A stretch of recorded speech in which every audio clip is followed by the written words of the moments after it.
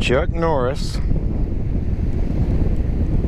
and RWP in an undisclosed location. Good morning, everyone. Good morning. Welcome to the RWP show, broadcasting from an undisclosed location this morning. The RWP family is on vacation. And as I told you in an earlier video, we are going to talk about prepping and what that looks like in terms of being far from home. Now,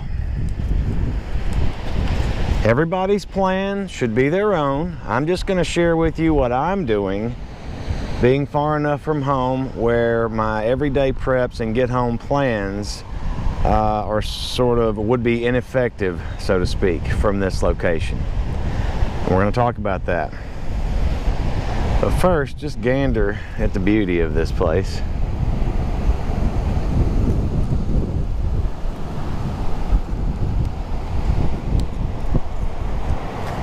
Absolutely. So stay tuned. Let's have this conversation. Thank you.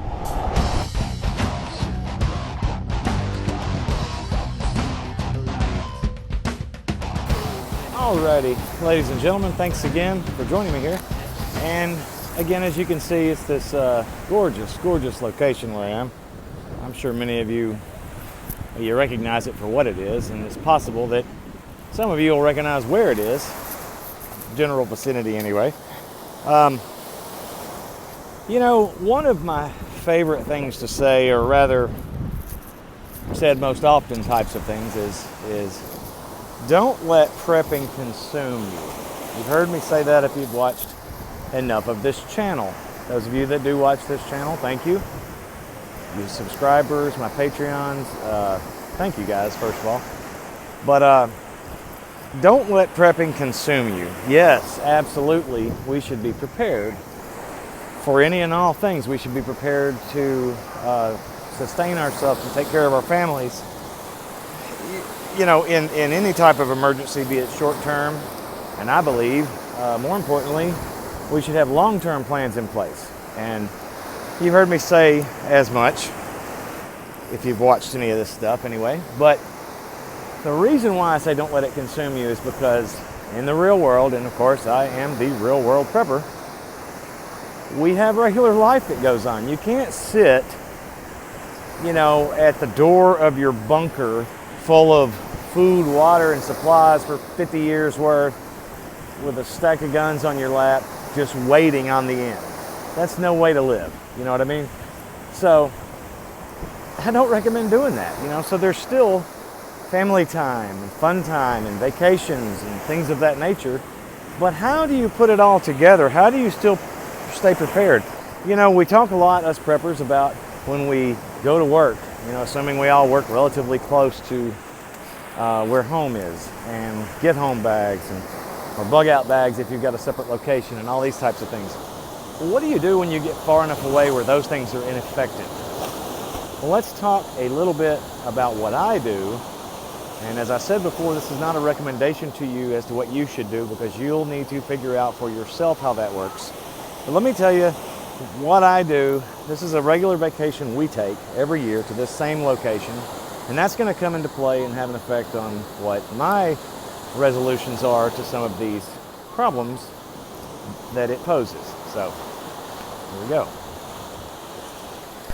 Okay, so in no particular order, I'm just going to go over a few of these things. Now, let me first start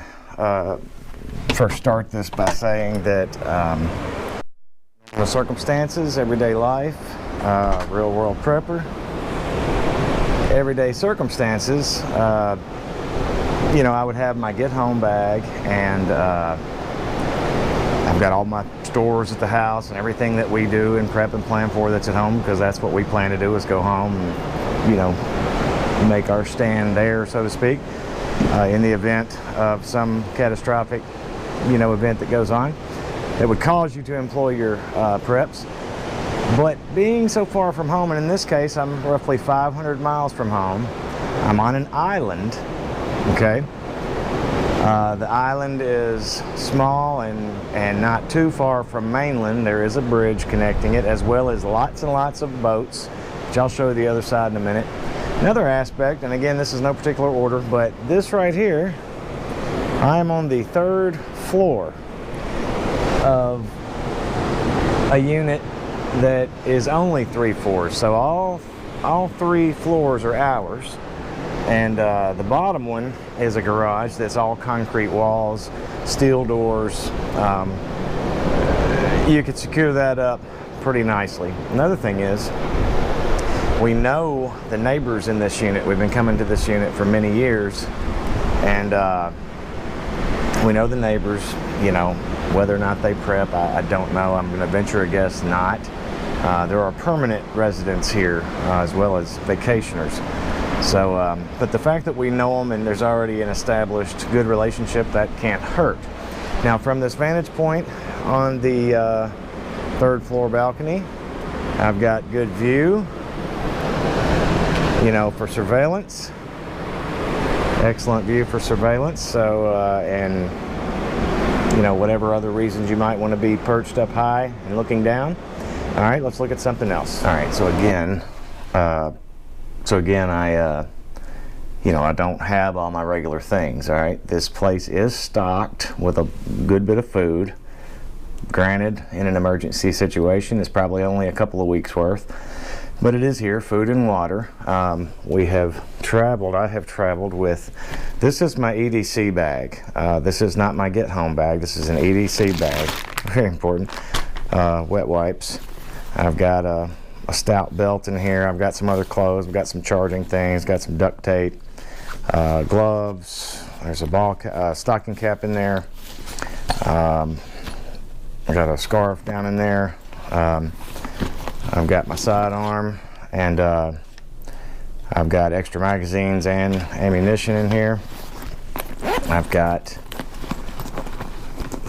this one of a few flashlights that I've got. This is a very cool one given to me by a subscriber, JC Glock 40. Thanks again, buddy.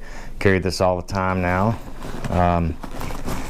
You know, I've got, again, more than one knife. So I've got knives, flashlights. I've even got some medicines, ibuprofen, Tylenol. I got a small first aid kit. Just got a bunch of stuff packed in these pockets, just little things. Again, this is not a, then I've got some of my writing stuff and some of my camera gear in here. But again, this is, you know, this is not a get home bag. This is not a bug out bag. This is just my everyday carry bag. It's like my purse, for lack of a better term. Hate to call it that, but technically, I mean, I tote it around every day, you know. And so anyway, got those things. I've also got in my suitcase, or duffel bag, I should say, you know, I've got clothes, you got your beachwear, right? You know, I've had some of this stuff for 20 years or better. I brought some, let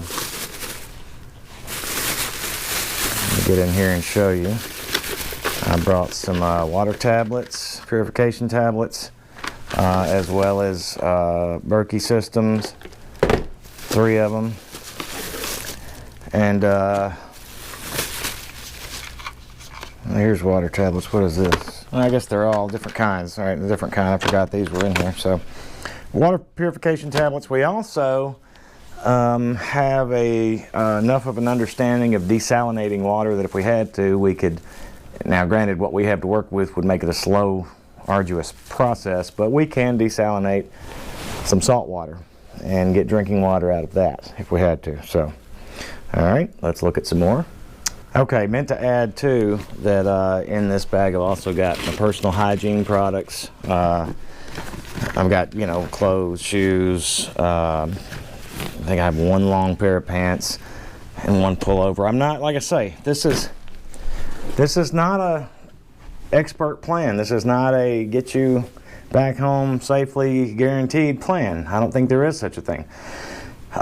This is knowing that we're traveling and knowing that you have to live in the real world. And, you know, like I said before, you can't expect to stay holed up in front of your bunker waiting for the end and not enjoying life and doing anything. You know, you can definitely hedge your bets. You can definitely be careful. You can definitely make as wise of decisions as you can. This is an annual vacation that's been going on since before I was even a prepper, since before these thoughts even entered my brain. So, and it is a chance for myself and extended family to get together and enjoy each other, you know, in a beautiful location. So we do it, and we're going to continue doing it as long as we're able to.